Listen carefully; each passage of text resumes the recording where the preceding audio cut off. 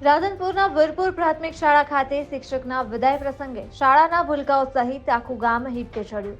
પાટણ જિલ્લાના રાધનપુર તાલુકાના વીરપુર પ્રાથમિક શાળા ખાતે જિલ્લા ફેરબદલી થતા શિક્ષકનો વિદાય સમારંભ યોજાયો હતો।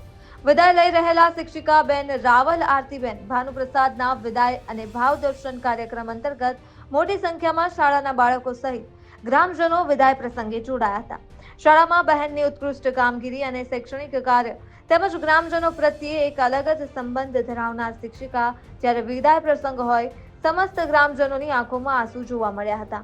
શિક્ષિકા તરીકે છેલ્લા 17 વર્ષથી ફરજ બજાવતા આરતીબેનને જિલ્લા ફેરબદલી થતા વીરપુર પ્રાથમિક શાળાના પટાંગણમાં વિદાય પ્રસંગ યોજાયો, જે વિદાય પ્રસંગે શાળાના બાળકો ચોધાર આંસુથી રડી પડ્યા હતા। વીરપુર પ્રાથમિક શાળા ખાતે યોજાયેલ વિદાય પ્રસંગે આરતીબેન કે જેઓની ઉત્કૃષ્ટ કામગીરી જોઈને ઉપસ્થિત સૌ કોઈ શાળાના બાળકો, શિક્ષકો અને ગ્રામજનોની આંખો ભાવુક જોવા મળી હતી।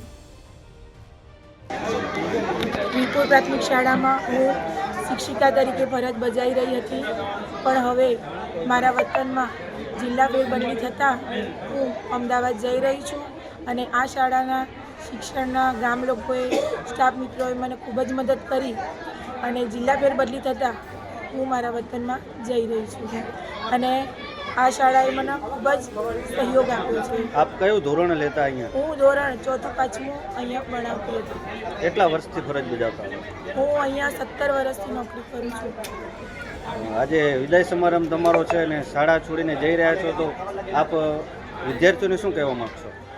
શાળા છોડીને જઈ રહી છું, પણ વિદ્યાર્થીને એટલું જ કહી રહી છું કે આ શિક્ષણની જે દીપ પ્રગટાયેલી છે એ અખંડ રહેવી જોઈએ અને તમે લોકો જે મહેનત કરો છો આનાથી પણ આગળ વધારે કરો, એ મારા માટે ખૂબ મોટી ગિફ્ટ જ છે તમારી આપેલી। તમે આગળ વધશો એ જ મારા માટે જરૂરી છે અને એનાથી મને અઢળક આનંદ મળશે।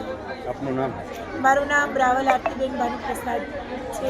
વીરપુરમાં ફરજ બજાવતી હતી અને મારી જવાબદારી બદલી થઈ છે।